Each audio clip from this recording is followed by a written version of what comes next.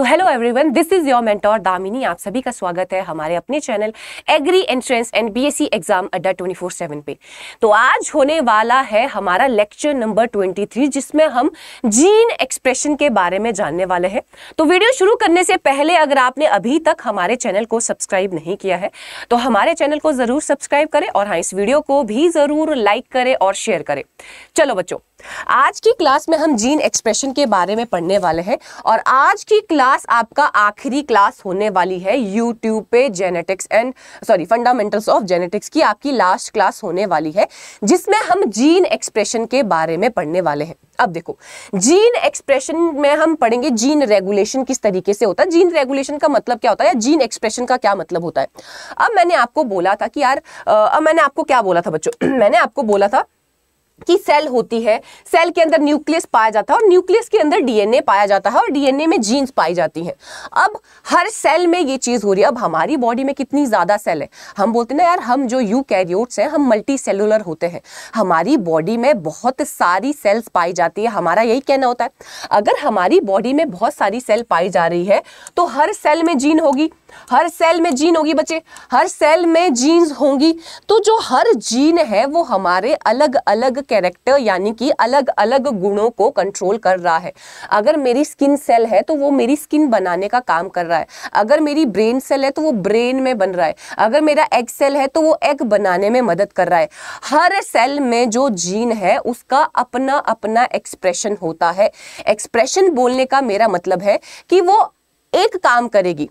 अब कोई चीज अगर मेरी मुंह में सलाइवा बना रहा है, सलाइवा, कोई जीन अगर मेरे मुंह में सलाइवा बना रहा है तो वो जीन सिर्फ सलाइवा ही बनाएगी, वो जीन बाकी काम नहीं करेगी मेरी बॉडी के। ठीक है, तो हर जीन का एक्सप्रेशन अलग अलग होता है। कोई एक जीन कोई एक फंक्शन करेगी आपके, दूसरी जीन आपकी बॉडी में कोई दूसरा फंक्शन करेगी। तो जो फंक्शंस है, किस तरीके से जीन अपने आप को एक्सप्रेस करती है, वो हम पढ़ने वाले हैं इस टॉपिक में। तो जीन रेगुलेशन या जीन एक्सप्रेशन का मतलब होता है by which genetic information encoded in DNA used to synthesise RNA और प्रोटीन। देखो, अभी तक हमने डीएनए रेप्लिकेशन के बारे में जान लिया, डीएनए से आरएनए किस तरीके से बनता है वो प्रोसेस हमने जान लिया। हमने ट्रांसलेशन के बारे में जाना कि प्रोटीन सिंथेसिस कैसे होती है। बहुत सारे बच्चों के मुझे मैसेज आते हैं कि मैम वो टॉपिक हमें अच्छे से समझ नहीं आए। वो बच्चे थोड़े टिपिकल है, वो टॉपिक थोड़े टिपिकल है, बट आपके सिलेबस में वो सारे टॉपिक्स हैं तो आपको पढ़ने तो पड़ेंगे। देखो, पढ़ना तो आपको सब पड़ेगा, जो भी आपके सिलेबस में पढ़नी तो आपको सारी चीजें पढ़ेंगी। तुम चाहे देखना 2-3 बार अगर तुम वो वीडियो देखते हो ना, 2-3 बार भी अगर आप लोग वो वीडियो देखते हो तुम्हें अच्छे से समझ आ जाएगा, क्योंकि मैं बार बार इतनी बार तो मैं रिपीट ही करवा देती हूँ। वो रिपीट हो गया, अगर समझ नहीं भी आएगा किसी को तो रिपीट कर करके वो बातें याद हो गई होंगी। ठीक है, ओके। ये टॉपिक भी थोड़ा टिपिकल आपको लगेगा। जो एंड वाले टॉपिक है ना, जो जेनेटिक मटेरियल से आगे वाले टॉपिक है, DNA, RNA, replication, transcription, translation, वो सारे टॉपिक थोड़े टिपिकल हैं क्योंकि उसमें बायोकेमिकल चीजें है। ये वाला टॉपिक भी ऐसा है, उसमें बायोकेमिकल चीजें ज्यादा है, समझाने वाला पार्ट उतना नहीं है। ठीक है, ऐसा लगता है यार नाम ही नाम है, नाम ही नाम है, नाम ही नाम है, याद ही नहीं हो रहा, याद ही नहीं हो रहा, याद ही नहीं हो रहा। ठीक है, चलो। तो ये इन टॉपिक पे बच्चों आप ये कर सकते हो कि बार बार आप इन टॉपिक को देख सकते हो। बार बार इन टॉपिक को देखने से क्या होगा कि तुम्हें ये रिटेन हो जाएंगे, फिर तुम्हें ये याद ही हो जाएंगे फिर। ठीक है, चलो ओके। अब देखो, मैंने बोला जीन रेगुलेशन किस तरीके से हो रहा है। जीन रेगुलेशन का मतलब होता है या जीन एक्सप्रेशन का मतलब होता है कि मेरी बॉडी में जितने भी सेल्स हैं, मेरी बॉडी में जितनी भी कोशिकाएं हैं उसमें उसमें जीन्स पाई जाती हैं। मेरी बॉडी में जितनी भी कोशिकाएं हैं उसमें जीन्स पाई जाती हैं। अब हर जीन मेरी बॉडी में किस तरीके से अपने आप को एक्सप्रेस करती हैं उसको कहा जाता है जीन रेगुलेशन या जीन एक्सप्रेशन। उसको कहा जाता है जीन रेगुलेशन या जीन एक्सप्रेशन।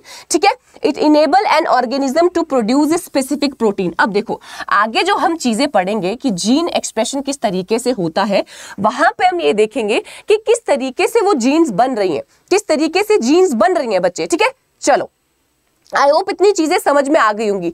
जीन रेगुलेशन का मतलब है कि जीन खुद को किस तरीके से एक्सप्रेस कर रही है। हम बोलते हैं यार डीएनए से पहले आरएनए बनता है और उसके बाद आरएनए से आगे प्रोटीन्स बनती है, यही चीज हम बोलते हैं। तो मैंने आपको लास्ट क्लास में ये भी बताया था, डीएनए के अंदर जीन्स होती है और जो प्रोटीन है वो हमारे कैरेक्टर को कोड करता है। कैरेक्टर को कोड करता है, मतलब प्रोटीन हमारे लक्षण बताता है। अगर मेरी बॉडी में लेंथ लंबी है, अगर मैं बहुत लंबी हूं, तो वो प्रोटीन की वजह से हो रहा है। प्रोटीन कैरेक्टर को एक्सप्रेस करते हैं। मेरी बॉडी में जो भी लक्षण है वो प्रोटीन एक्सप्रेशन के बाद आता है, प्रोटीन बनने के बाद आता है। तो हम क्या बोलते हैं, जीन किस तरीके से एक कैरेक्टर को एक्सप्रेस करती है, वो चीज हम यहाँ पे जानने वाले हैं। हमने पढ़ लिया कि डीएनए से आरएनए कैसे बनता है, आरएनए से प्रोटीन किस तरीके से बनती है। अब जो जीन्स है उनका एक्सप्रेशन किस तरीके से रेगुलेट हो रहा है, वो चीज हम यहाँ पे पढ़ने वाले हैं। मैं पहले बोल देती हूँ बच्चे, एक तो मेरी तबीयत थोड़ी खराब है। ये टॉपिक ऐसा टॉपिक है जो आपको पहली बारी में नहीं समझ आएगा। पहली बारी में पढ़ोगे तो दिमाग घूमेगा, 2-3 बार तुम लोगों को पढ़ना पड़ेगा, क्योंकि फर्स्ट सेमेस्टर के बच्चे हो तुम, ठीक है। तुम्हें 2-3 बारी पढ़ना ही पड़ेगा तो जाके समझ में आएगा। जीन अभिव्यक्ति वह प्रक्रिया है जिसमें डीएनए से निहित आनुवंशिक सूचना का उपयोग आरएनए और प्रोटीन के निर्माण के लिए किया जाता है, ठीक है। चलो अब देखो यहाँ पे क्या लिखा गया है। जीन रेगुलेशन प्रोकैरियोट्स में एनर्जी बचाने के माध्यम से होती है। अब प्रोकैरियोट्स हम जो आगे पढ़ने वाले हैं जीन रेगुलेशन, हम प्रोकैरियोट्स के विद रिस्पेक्ट टू ही पढ़ने वाले हैं। हम प्रोकैरियोट्स के विद रिस्पेक्ट टू ही जीन रेगुलेशन पढ़ने वाले हैं। प्रोकैरियोट्स के केस में किस तरीके से एनर्जी मिल रही है उनको। प्रोकैरियोट्स में बैक्टीरिया आ जाता है, इकोलाई भी बैक्टीरिया है, ठीक है। तो बैक्टीरिया को किस तरीके से एनर्जी मिल रही है, या बैक्टीरिया किस तरीके से एनर्जी पा रहा है, वो चीज हम यहाँ पे जानेंगे। बैक्टीरिया, यहाँ पे लिखा गया है prokaryote need to save energy by making protein only when required. उनको एनर्जी चाहिए होती है प्रोटीन बनाने के लिए, जीन को एक्सप्रेस करने के लिए उनको एनर्जी चाहिए। तो वो एनर्जी किस तरीके से उनको मिलेगी, पूरा प्रोसेस हम जानेंगे, ठीक है। क्योंकि प्रोकैरियोट को ऊर्जा बचाने के लिए केवल आवश्यक होने पर ही प्रोटीन बनानी होती है, ठीक है। चलो अब देखो, अब यहाँ पे हम पढ़ने वाले हैं ओपेरॉन मॉडल के बारे में। ओपेरॉन मॉडल का मतलब होता है, ओपेरॉन मॉडल को जैकब और मोनोड ने दिया था 1961 में। ओपेरॉन मॉडल को देने वाले साइंटिस्ट थे जैकब एंड मोनोड इन 1961। इस सिस्टम को जैकब एंड मोनोड सिस्टम भी कहा जाता है, या जैकब एंड मोनोड मॉडल भी इसको कहा जाता है, क्योंकि इस मॉडल को इन साइंटिस्ट ने दिया था। एंड ओपेरॉन मॉडल का मतलब होता क्या है, देखो ओपेरॉन का मतलब होता है कि जहां पे एक ऐसा सिस्टम जहां पे ग्रुप ऑफ जीन है, जहां पे बहुत सारी जीन्स है और उन सारी जीन्स को एक कॉमन प्रमोटर और एक कॉमन ऑपरेटर कंट्रोल कर रहा है। मैंने क्या बोला, फिर से सुनो। मैंने बोला ओपेरॉन का मतलब होता है ग्रुप ऑफ जीन या क्लस्टर ऑफ जीन। ग्रुप का मतलब है जीन्स का समूह है जिसको एक कॉमन, मतलब उन सारी जीन्स का एक कॉमन प्रमोटर होता है। प्रमोटर का मतलब है जो ट्रांसक्रिप्शन को शुरू करता है, और एक कॉमन ऑपरेटर होता है। अब देखो मैंने बोला जीन एक्सप्रेशन में हम पढ़ने वाले हैं कि किस तरीके से आगे प्रोटीन बन रही है, या किस तरीके से जो हमारे प्रोकैरियोट्स है वो एनर्जी ले रहे हैं। अल्टीमेटली एनर्जी लेंगे तो एनर्जी लेके क्या करेंगे, वो आगे काम करेंगे, प्रोटीन बनाएंगे। तो प्रोकैरियोट्स अब जब प्रोटीन बनाते तो उनको एनर्जी चाहिए, तो वो एनर्जी उनको किस तरीके से मिल रही है, ये प्रोसेस हम पढ़ने वाले हैं। ये प्रोसेस हम ओपेरॉन मॉडल के थ्रू पढ़ने वाले हैं कि जो आपके प्रोकैरियोट्स हैं उनको एनर्जी किस तरीके से मिलने वाली है प्रोटीन सिंथेसिस के लिए। उसके लिए हम पढ़ रहे हैं ओपेरॉन मॉडल। तो ओपेरॉन मॉडल देने वाले साइंटिस्ट थे जैकब एंड मोनोड। जैकब और मोनोड ने ओपेरॉन मॉडल 1961 में दिया था।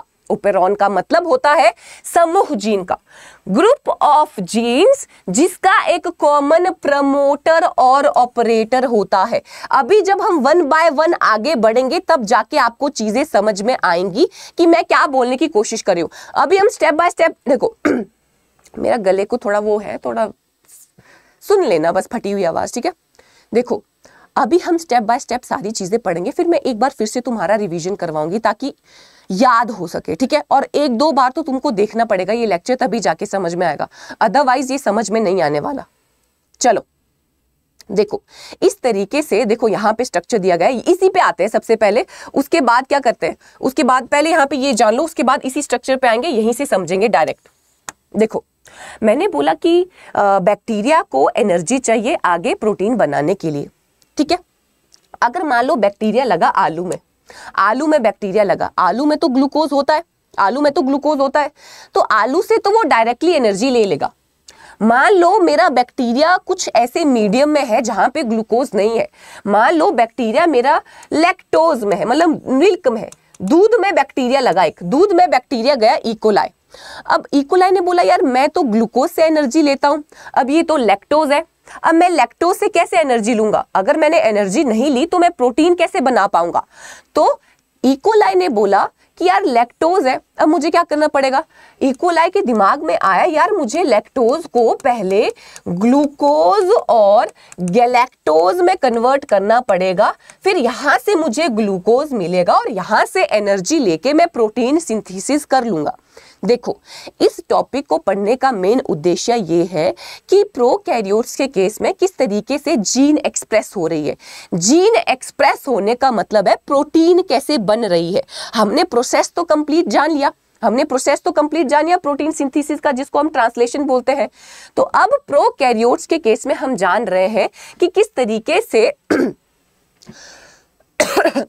तरीके से वो अपनी एनर्जी एनर्जी लेने की कोशिश कर रहे हैं, ठीक है। ओके, मैंने आपको बोला अगर इकोलाई बैक्टीरिया की बात हो रही है, इकोलाई की बात कर रही हूं मैं, अगर इकोलाई बैक्टीरिया पोटैटो में आ गया तो उसको इजीली ग्लूकोज मिल जाएगा। पर अगर वो मिल्क में, अगर उसका मीडिया ऐसा है जहां पे उसको डायरेक्टली ग्लूकोज नहीं मिल रहा है, अगर उसको लैक्टोज, मिल्क में हम बोलते हैं ना लैक्टोज शुगर होती है, तो लैक्टोज डिवाइड करके ग्लूकोज और गैलेक्टोज बनाती है। तो इकोलाई बैक्टीरिया ने सोचा यार मुझे पहले लैक्टोज को तोड़ना पड़ेगा ग्लूकोज और गैलेक्टोज में, तभी जाके मुझे एनर्जी मिल पाएगी। अगर मुझे एनर्जी मिली तभी जाके मैं आगे प्रोटीन बना पाऊंगा प्रोकैरियोट्स के केस में, ठीक है। तो अब क्या होता है, तो उसके लिए आपका लैक ऑपेरॉन सिस्टम होता है, जिसको लैक्टोज ऑपेरॉन सिस्टम बोला जाता है। तो इसमें मैंने आपको बोला ऑपेरॉन का मतलब होता है ग्रुप ऑफ जीन। यहां पे क्या है, ग्रुप ऑफ जीन, बहुत सारी जीन्स है और उन जीन का कॉमन प्रमोटर होता है और कॉमन ऑपरेटर होता है, और कॉमन ऑपरेटर होता है। अब देखो यहां पे ध्यान से सुनो, उसके बाद एक बार मैं और रिवाइज करवाऊंगी तुम लोगों का, ठीक है। चलो देखो ऑपेरॉन में क्या क्या चीजें होती है। देखो ये पूरा जो स्ट्रक्चर है ना बच्चे, ये ऑपेरॉन मॉडल का है, जहां पे मैंने बोला कि ग्रुप ऑफ जीन है, क्लस्टर ऑफ जीन्स है, और उन जीन्स में एक कॉमन पीज प्रमोटर, एक कॉमन प्रमोटर है, एक कॉमन ऑपरेटर है, ठीक है। अब देखो P यहां पे लिखा गया है, उसका मतलब है प्रमोटर, जो कि ट्रांसक्रिप्शन को शुरू करता है, कब, जब RNA पॉलीमरेज उसमें से बाइंड करती है।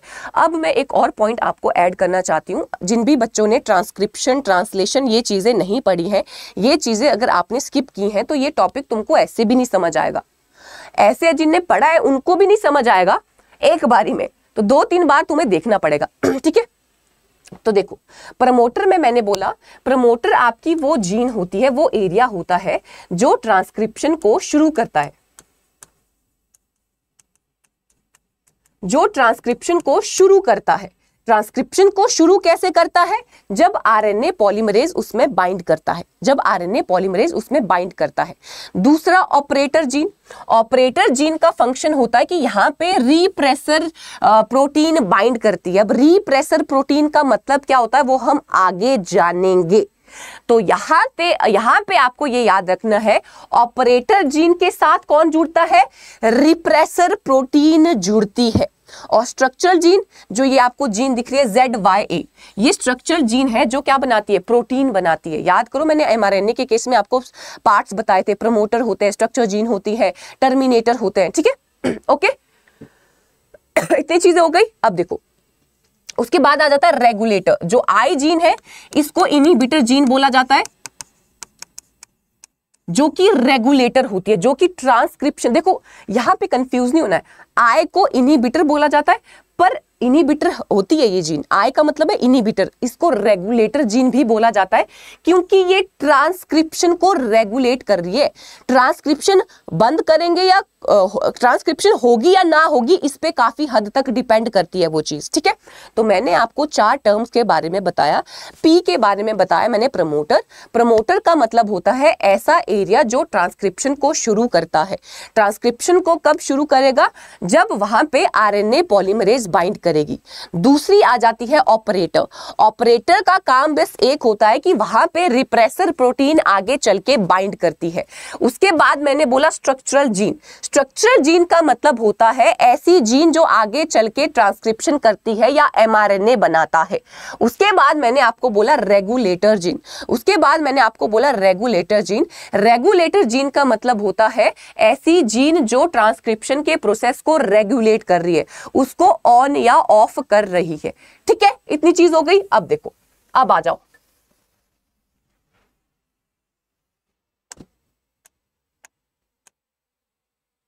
यहां पे आ जाओ।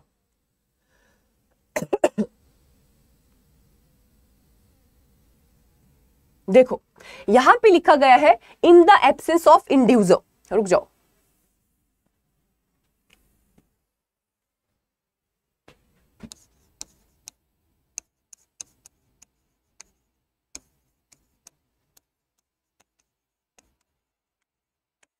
अब देखो हम बोल रहे हैं हमारा मेन मुद्दा ये है, हम बोल रहे हैं हमारा ये मुद्दा है अगर इकोलाई किसी लैक्टोज, अगर इकोलाई मिल्क में है, अब इकोलाई को एनर्जी कैसे मिलेगी? उस लैक्टोज को ग्लूकोज और गैलेक्टोज में कन्वर्ट करना पड़ेगा। उस ग्लूकोज से उसको एनर्जी मिलेगी, उस ग्लूकोज से उसको एनर्जी मिलेगी। इसीलिए हमें क्या करना है?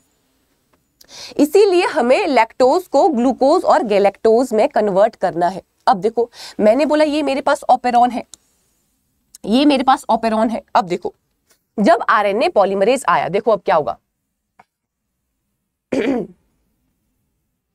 देखो यहां पे लिखा है in the absence of inducer.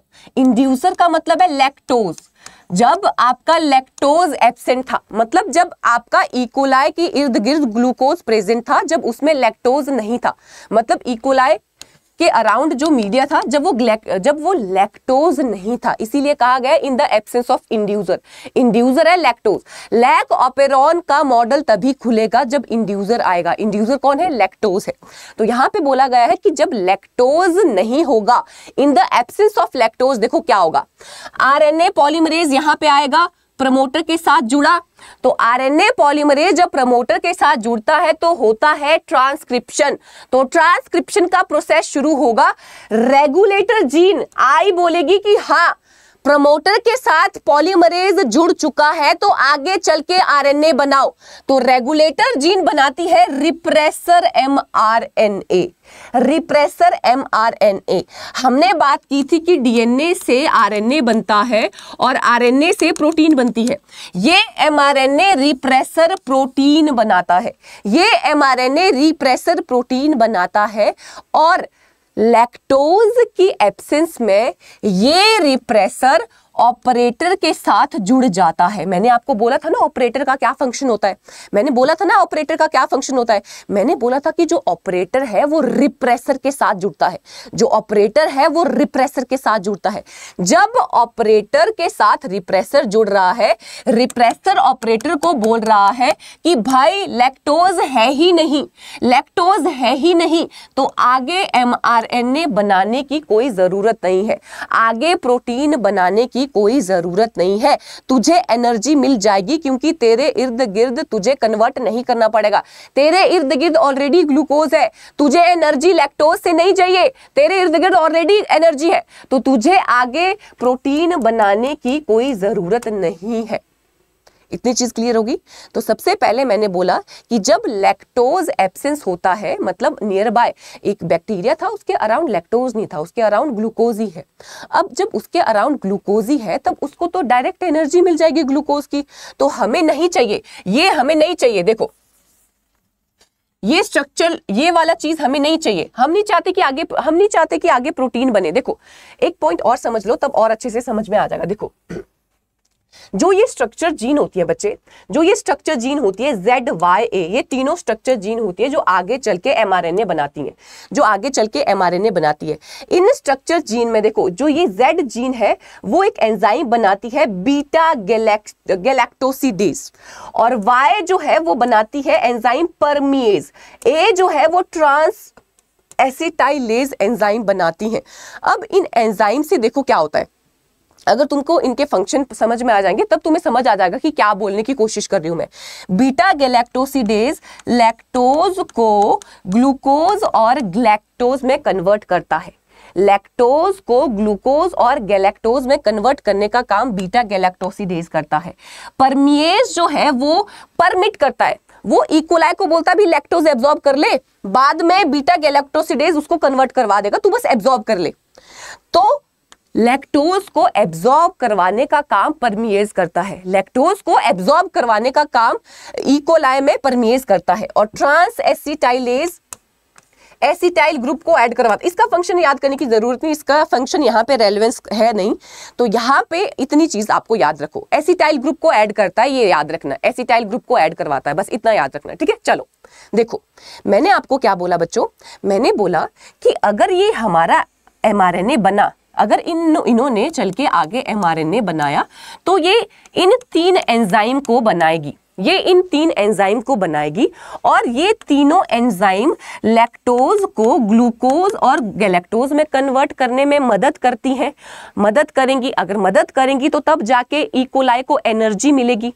पर जब पहली सिचुएशन हमने बोली क्या, पहली सिचुएशन मैंने बोली ये कि यार इकोलाई के अराउंड लैक्टोज है ही नहीं, इकोलाई के अराउंड लैक्टोज है ही नहीं, तो अगर उसके अराउंड लैक्टोज नहीं है, ग्लूकोज है, तब उसको यहां तक जाने की जरूरत ही नहीं है, क्योंकि ये mRNA बनाएगा, ये इन प्रोटीन को बनाएगा। अल्टीमेटली ये एंजाइम क्या कर रही है, अल्टीमेटली ये एंजाइम लैक्टोज को ग्लूकोज में कन्वर्ट करवा रही है और उसको एनर्जी दे रही है।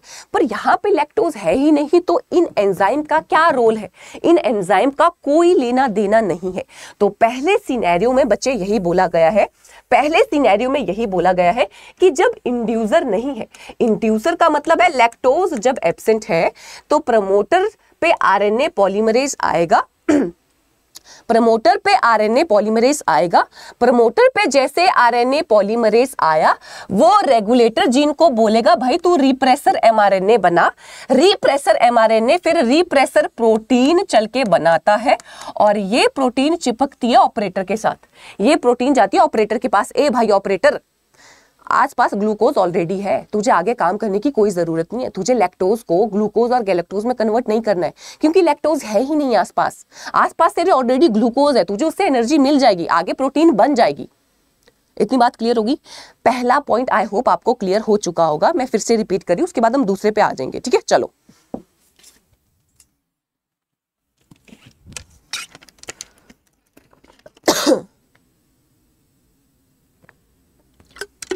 देखो हम क्या कह रहे हैं, मैंने सबसे पहले बोला हम लैक ऑपेरॉन ये पढ़ क्यों रहे हैं, झंझट हम पढ़ क्यों रहे हैं, ये हम इसीलिए पढ़ रहे हैं प्रोकैरियोट्स के केस में कि प्रोकैरियोट्स को एनर्जी चाहिए आगे प्रोटीन बनाने के लिए, ऑल सेट, एनर्जी चाहिए, या जीन को एक्सप्रेस करवाने के लिए एनर्जी चाहिए, ऑल गुड।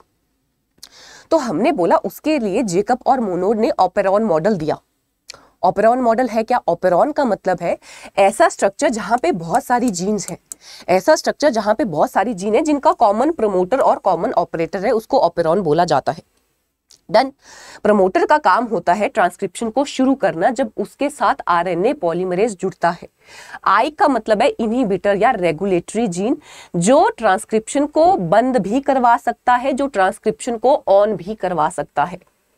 पी तो प्रमोटर है, ओ का मतलब है ऑपरेटर जिसमें ये रिप्रेसर आगे चल के जुड़ता है। स्ट्रक्चरड जीन आती है ZYA जो कि अलग अलग एंजाइम बनाने में मदद करता है, जो कि अलग अलग एंजाइम बनाने में मदद करता है।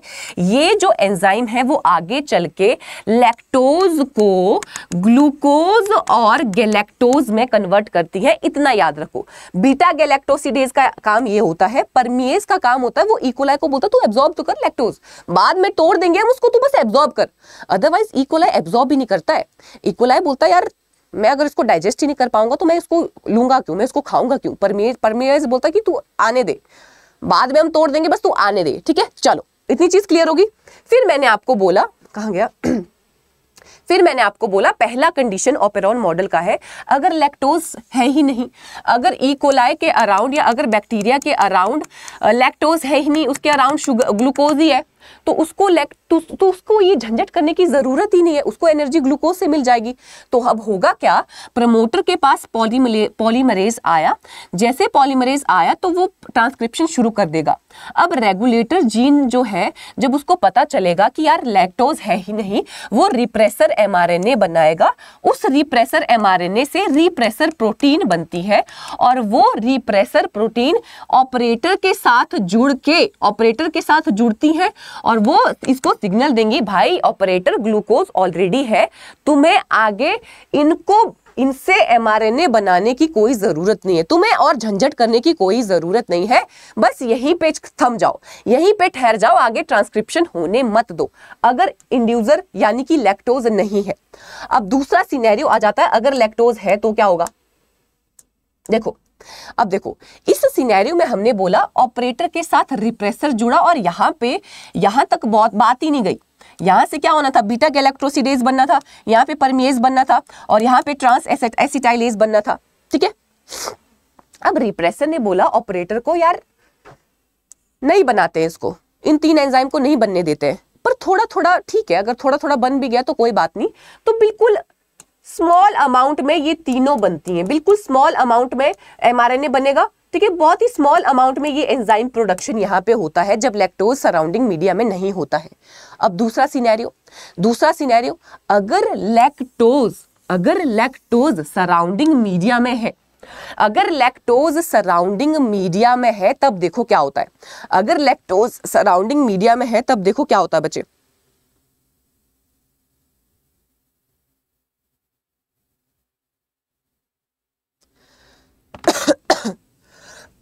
अगर लैक्टोज सराउंडिंग मीडियम है तब देखो क्या होगा, यहां पे आई आरएनए पॉलीमरेज, प्रमोटर को बोला भाई ट्रांसक्रिप्शन शुरू कर कर दिया। अब आई जो रेगुलेटर जीन था उसने वही सेम रिप्रेसर एमआरएनए बना दिया रिप्रेसर एमआरएनए। अब देखो क्या होगा, वो रिप्रेसर एमआरएनए के साथ देखो क्या होगा, रिप्रेसर एमआरएनए के साथ देखो क्या होगा।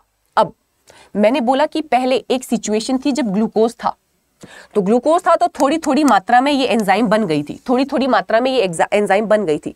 अब क्या होगा, जैसे ही यहाँ पे ट्रांसक्रिप्शन शुरू होगी, जैसे ही उसने रिप्रेसर एमआरएनए बनाया, तो जो परमेज थोड़ा बहुत यहाँ पे बना था, वो परमेज बोलता है ई कोलाई को, ये मान लो ई कोलाई बैक्टीरिया है, वो परमेज बोलता है भाई थोड़ा सा लैक्टोज ले ले थोड़ा सा लैक्टोज, तो ई कोलाई थोड़ा सा लैक्टोज ले लेता है, ई कोलाई थोड़ा सा लैक्टोज ले लेता है, और वो लैक्टोज एलो लैक्टोज में कन्वर्ट हो जाता है, और वो लैक्टोज एलो लैक्टोज में कन्वर्ट हो जाता है बीटा गैलेक्टोसिडेज, जो थोड़ा सा बीटा गैलेक्टोसिडेज था, तो उस थोड़े से बीटा गैलेक्टोसिडेज की वजह से वो लैक्टोज एलो लैक्टोज में कन्वर्ट हो गया। देखो क्या होगा, पहला कंडीशन आई होप आपको क्लियर हो चुका होगा। पहले सिनेरियो में मैंने बोला कि जब आपका लैक्टोज था ही नहीं, तो इसने रिप्रेसर एमआरएनए बनाया, रिप्रेसर एमआरएनए के बाद रिप्रेसर प्रोटीन बनी, और ये ये आपका ऑपरेटर के साथ जुड़ गई, भाई आगे तुम्हें कोई काम करने की जरूरत नहीं है, ठीक है, बट थोड़ी बहुत बना कर रखो, बिल्कुल हल्का फुल्का बनाया, नामात्र उन्होंने बनाई, बिल्कुल हल्की फुल्की एंजाइम्स उन्होंने बनाई। फिर जब आपका लैक्टोज है, जब आपका सराउंडिंग में लैक्टोज है, तब देखो क्या हुआ, तो रेगुलेटर जीन ने एज सच, जैसे रेगुलेटर जीन है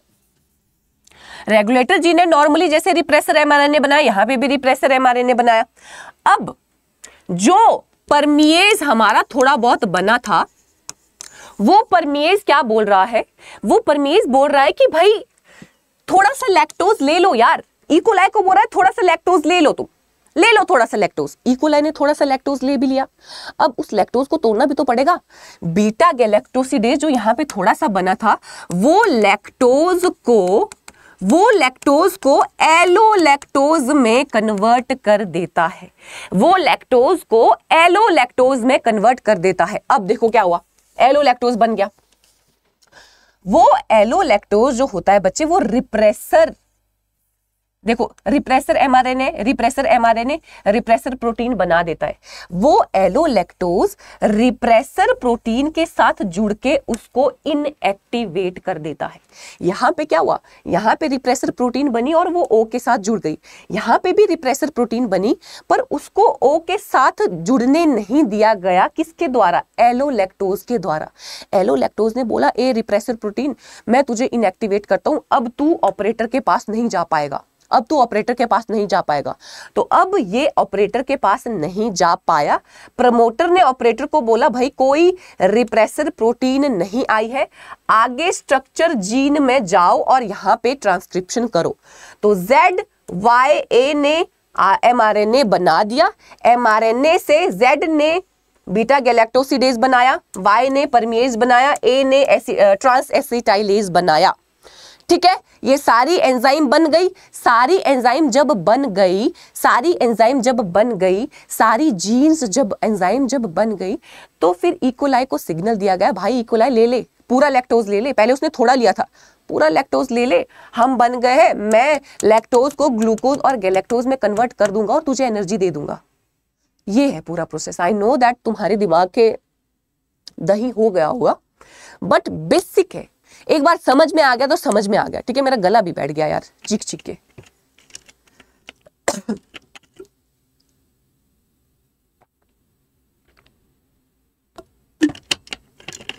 ओके, थोड़ा सा ना दिमाग पे प्रेशर डालो।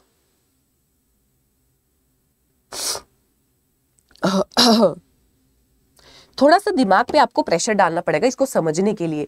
तभी मैं आपको बार बार बोल रही हूँ इसका मोटिव समझना, हम ये पढ़ क्यों रहे। कोई भी सब्जेक्ट, कोई भी टॉपिक तुम लोग पढ़ते हो, आपको उसका मोटिव पता होना चाहिए। यार ये टॉपिक में ऐसा है कि मैं पढ़ क्यों रहा हूँ उसको। तो जीन रेगुलेशन एक्सप्रेशन का मतलब होता है कि हमारी बॉडी में अलग अलग सेल में अलग अलग जीन्स है, वो किस तरीके के खुद को एक्सप्रेस कर रही है, उसको जीन रेगुलेशन बोला जाता है। जिसमें मैंने बोला कि हम ऑपेरॉन मॉडल के बारे में पढ़ने वाले हैं, जिसमें हम ऑपेरॉन मॉडल में भी लैक्टोज ऑपेरॉन मॉडल के बारे में पढ़ने वाले हैं कि किस तरीके से एक बैक्टीरिया में एनर्जी मिलती है एक बैक्टीरिया को, ताकि आगे चल के तुम प्रोटीन बना सको। तो किस तरीके से वो प्रोसेस हो रहा है। अगर नॉर्मल बैक्टीरिया के अराउंड ग्लूकोज है तो उसको डायरेक्टली एनर्जी मिल रही है, तो ये प्रोसेस हो रहा है, उसको डायरेक्टली एनर्जी मिल रही है। प्रमोटर के पास पॉलीमरेज आया, इनिबिटर ने रिप्रेसर एमआरएनए बनाया, उसके बाद यहाँ पे रिप्रेसर प्रोटीन बनी, ऑपरेटर के साथ इसने जुड़ के बोला भाई ग्लूकोज ऑलरेडी है, आगे लैक्टोज को कन्वर्ट करने की कोई जरूरत नहीं है। बट फिर भी ये बोलता है यार ठीक है ज्यादा प्रोटीन नहीं तो थोड़ी थोड़ी बना देते हैं, थोड़ी थोड़ी एंजाइम बना देते हैं। थोड़ी थोड़ी एंजाइम यहाँ पे बन गई, जो थोड़ी थोड़ी एंजाइम ऑलरेडी बनी हुई है। अगर इकोलाई के अराउंड लैक्टोज आ जाता है, मतलब मिल्क में आ गया, अगर सराउंडिंग मीडिया बैक्टीरिया का लैक्टोज है, तो फिर सेकंड वाला सिनेरियो आ जाएगा। तो फिर ये वाला सिनेरियो आ जाएगा जहां पे एज यूजुअल क्या हुआ था, प्रमोटर के पास पॉलीमरेज आया कि तू ट्रांसक्रिप्शन शुरू कर दे। इसने रेगुलेटर जीन को सिग्नल भेजा कि कर दो शुरू, तो उसने रिप्रेसर एमआरएनए बनाया। रिप्रेसर एमआरएनए के बाद रिप्रेसर प्रोटीन बनती है। अब रिप्रेसर प्रोटीन जो ओ के साथ जुड़ती थी, यहाँ पे वो ओ के साथ नहीं जुड़ेगी, क्योंकि यहाँ पे एलो लैक्टोज बन रहा है। यहाँ पे एलो लैक्टोज बन रहा है जो इस रिप्रेसर प्रोटीन के साथ जुड़ रहा है। वो बोल रहा है भाई ओ के साथ नहीं जाना तुझे, क्योंकि हमें आगे ये प्रोटीन चाहिए, क्योंकि मेरे आसपास लैक्टोज है तो मुझे आगे ये एंजाइम्स चाहिए। ठीक है, तो एलो लैक्टोज जब आया तो उसने रिप्रेसर प्रोटीन को बोला तू इनएक्टिवेट हो जा, तू इनएक्टिवेट हो जा, ओ के साथ मैं तुझे जुड़ने नहीं दूंगा। तो एक ओ के साथ वो नहीं जुड़ा और ये स्ट्रक्चर जीन जो है वो एमआरएनए बनाएंगी। एमआरएनए से क्या बनता है, प्रोटीन बनती है, प्रोटीन और एंजाइम। तो इन्होंने अपनी अपनी एंजाइम बना दी। जेड ने बनाई बीटा गैलेक्टोसिडेज, वाई ने बनाई परमिएज और ए ने बनाई ट्रांस एसिटाइलेज एंजाइम। हर स्ट्रक्चर जीन ने अलग अलग एंजाइम बनाई। तो अब एंजाइम बन गई। अब जो इकोलाई के अराउंड इतना सारा लैक्टोज था उसको कन्वर्ट किया ग्लूकोज और गैलेक्टोज में, किसने, बीटा गैलेक्टोसिडेज। इकोलाई उस लैक्टोज को ले कैसे पा रहा है, एब्जॉर्ब कैसे कर पा रहा है, परमिएज की हेल्प से। ठीक है, तो इस तरीके से फिर बैक्टीरिया को एनर्जी मिल जाएगी और वो अपना काम करने लग जाएगा। आई होप इतनी चीजें बच्चों आपको समझ में आ गई। मुझे पता है टॉपिक पक्का बच्चे स्किप करेंगे, पर मेरा फर्ज है करवाना। बाकी पढ़ना ना पढ़ना आप पे है भाई, बाकी पढ़ना ना पढ़ना वो completely up to you, that is completely up to you. पर 2 बार 3 बार देखोगे ना आ जाएगा, खुद ही याद हो जाएगा। नहीं भी समझ आया, कुछ चीजें ऐसी होती है ना, तुम्हें कोई 100 बार अगर ए बोलेगा तुम्हारी जुबान में भी ए ही आएगा, ठीक है। तो कुछ चीजें ऐसी होती है कि बार बार पढ़ के भी वो हो जाती है, रिवाइज हो जाती है। Lac operon found in E coli, E coli में होता है लैक्टोज मेटाबॉलिज्म के लिए, लैक्टोज को डाइजेस्ट करने के लिए, लैक्टोज से किस तरीके से इकोलाई को एनर्जी मिलेगी उसके लिए। तो जीन्स इसमें कौन सी होती है, जीन्स कौन सी बोली थी मैंने, ZYA। Z जो है वो आपका बीटा कैलेक्टोसिडेज बना रहा है, Y परमिएज बनाता है और A क्या बनाता है, ट्रांस एसिटाइलेज बनाता है। इतनी चीज आई होप आपको क्लियर हो जानी चाहिए। देखो यहाँ पे वही लिखा गया है, वर्किंग मैकेनिज्म है। जब कंडीशन, जब सराउंडिंग में कोई लैक्टोज नहीं था तो रिप्रेसर ऑपरेटर के साथ बाइंड कर रही थी और जो आरएनए पॉलीमरेज को ब्लॉक कर रहा था, तो आगे फिर एमआरएनए नहीं बन पा रहा था। जब लैक्टोज प्रेजेंट था तो लैक्टोज ने एलो लैक्टोज बनाया, वो एलो लैक्टोज रिप्रेसर प्रोटीन के साथ बाइंड करके रिप्रेसर प्रोटीन को इनएक्टिवेट कर रहा था, जिसकी वजह से आगे ट्रांसक्रिप्शन हो गई और वो सारी एंजाइम प्रोड्यूस हो गई, और वो सारी की सारी एंजाइम प्रोड्यूस हो गई। तो ये है हमारा लैक ऑपेरॉन, ये है बच्चों हमारा lac operon system. I hope clear, मुझे कोई आशाएं है नहीं, क्योंकि जैसे बच्चों के मैसेजेस थे कि मुझे डीएनए नहीं समझ आ रहा, मुझे आरएनए नहीं समझ आ रहा, मुझे ये नहीं आ रहा, वो तो बिल्कुल बेसिक है इसके आगे। क्योंकि मैं ये बोल रही हूँ कि जेनेटिक मटेरियल के आगे जितनी भी चीजें मैंने आपको पढ़ाई हैं वो बायोकेमिकल चीजें हैं। मैथ्स वालों के लिए बहुत टफ होगा वो, हिंदी मीडियम के लिए वो बहुत टफ होगा, मैं पहले बताती हूँ, ठीक है। वो नॉर्मली भी कोई इंसान अगर इस टॉपिक को पढ़ेगा वो बोलेगा क्या है भाई ये, क्या झोल है ये, ठीक है। तो एक बारी में जेनेटिक्स जैसा सब्जेक्ट समझ में नहीं आता है, बार बार आपको याद करना पड़ेगा, बार बार आपको पढ़ना पड़ेगा, तब जाके आपको जेनेटिक्स जैसे सब्जेक्ट में इंटरेस्ट बनेगा। इंटरेस्ट तो छोड़ो, पास तो होना है ना बीएससी में, अभी तो ये कुछ नहीं है, आगे जब ब्रीडिंग आएगा तो वहां पे तो तुम्हारे तोते उड़ जाएंगे दिमाग के। तो अभी से ही कॉन्सेप्ट पे कमांड बनाओ, तब जाके आगे जब और कोर्सेज पढ़ोगे तब जाके आगे चीजें समझ आएंगी। डन नहीं ठीक है, चलो पढ़ लेना यार इसको, ठीक है। एक बार देखो, 2 बार देखो, आ जाएगा, पक्का समझ आ जाएगा, ठीक है। चलो ठीक है बच्चों, फिर ठीक है, ये हमारा पेड बैच है जो मैं आपको हर क्लास में बताती हूँ कि 22 सितंबर से शुरू हो चुका है, जहाँ पे हमारी क्लासेस ऑलरेडी चल चुकी हैं, और बहुत सारे ऐसे सब्जेक्ट है जो हम वाईटी पे कवर नहीं करें, यूट्यूब पे कवर नहीं करें, जो हमारे पेड में ही कवर होने वाले। तो इनमें, इस बैच में आपको वो सारे कोर्सेज मिल जाएंगे। अगर अभी भी आप चाहते हैं पेड बैच में एनरोल होना, तो आप कर सकते हैं ये चीज़ कि आप इस कूपन कोड का इस्तेमाल कर सकते हैं, Y1020 कूपन कोड का इस्तेमाल मैक्सिमम डिस्काउंट पाने के लिए। मैक्सिमम डिस्काउंट पाने के लिए आप इस कूपन कोड का इस्तेमाल कर सकते हैं, Y1020, ठीक है। प्रोसीजर भी बता देती हूँ मैं किस तरीके से एनरोल होना है, ठीक है। अभी तो बच्चे बोलेंगे कि पेपर आ गए अब तो क्या ही करोगे, but still finals are there, finals अभी हैं बचे हुए, ठीक है। चलो, आपको गूगल पे जाना है या फोन पे अपनी मोबाइल ऐप, अड्डा की मोबाइल ऐप को डाउनलोड करना है। गए यहाँ पे अड्डा 24/7 सर्च किया, सर्च करने पे इस तरीके का इंटरफेस दिखाई देगा बच्चों। गए यहाँ पे, ठीक है, गए ऑल कोर्सेज पे, एग्रीकल्चर वाले सेक्शन पे गए, बीएससी एग्रीकल्चर सेमेस्टर पे गए, वो भी गए। यहाँ पे आपको दिख रहा होगा हमारा batch, BSc agriculture first semester foundation batch, जहाँ पे लाइव क्लासेस 22 सितंबर से शुरू हो गई है। इस पोर्शन पे गए, अभी आपको ये बैच देखो कितने का मिल रहा है, 12,499 का। पर जब आप मोर ऑफर्स पे जाके जो कूपन कोड मैंने बोला है, उस कूपन कोड को अगर अप्लाई करते हो,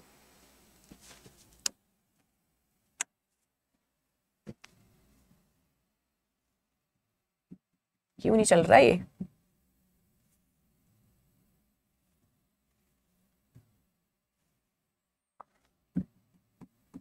देखो मोर ऑफर पे जाके आपको क्या करना है, कूपन कोड डालना है। ये मेरा यहाँ पे कीबोर्ड चल नहीं रहा है, ठीक है। तो आपको यहाँ पे Y1020 इस यहाँ पे कूपन कोड, ये वाला कूपन कोड एंटर करके अप्लाई पे जाना, तो आपको मैक्सिमम डिस्काउंट शो हो जाएगा इस पेड बैच का, ठीक है बच्चों। चलो, तो आई होप ये प्रोसीजर आपको क्लियर हो गया होगा, ठीक है। अगर अभी भी आप चाहते हो कि हमारे पेड बैचेस में एनरोल करना, तो आप इस प्रोसीजर के थ्रू आ सकते हो। और अगर आपने अभी तक मेरे Telegram channel agriculture by Damini ma'am को ज्वाइन नहीं किया है तो उसको जरूर ज्वाइन करें। ये स्कैनर है, स्कैनर को स्कैन करके आप मेरे टेलीग्राम चैनल पे ज्वाइन हो सकते हैं, या जो भी वीडियो आप देख रहे हो उसके डिस्क्रिप्शन में आपको जरूर लिंक मिलेगा। और अगर अभी तक आपने हमारा channel agri entrance and BSc exam Adda 24/7 को सब्सक्राइब नहीं किया है तो इसको जरूर सब्सक्राइब करो, बेल आइकन को भी ऑन करो, क्योंकि हम आगे भी सेमेस्टर है। अब सेकंड सेमेस्टर आने वाला, थर्ड है, फोर्थ है, किसी का थर्ड चल रहा है, नहीं अभी तो ऑड सेमेस्टर चल रहे हैं, फर्स्ट थर्ड फिफ्थ चल रहा होगा। तो अभी थर्ड सेमेस्टर के लिए हम बहुत जल्द कुछ लेके आने वाले हैं, तो सब्सक्राइब कर रखो। अभी आप फर्स्ट सेमेस्टर में हो, बाकी आने वाले सेमेस्टर में भी आपके लिए बहुत हेल्पफुल होंगी क्लासेस। तो तब तक के लिए bye bye and take care.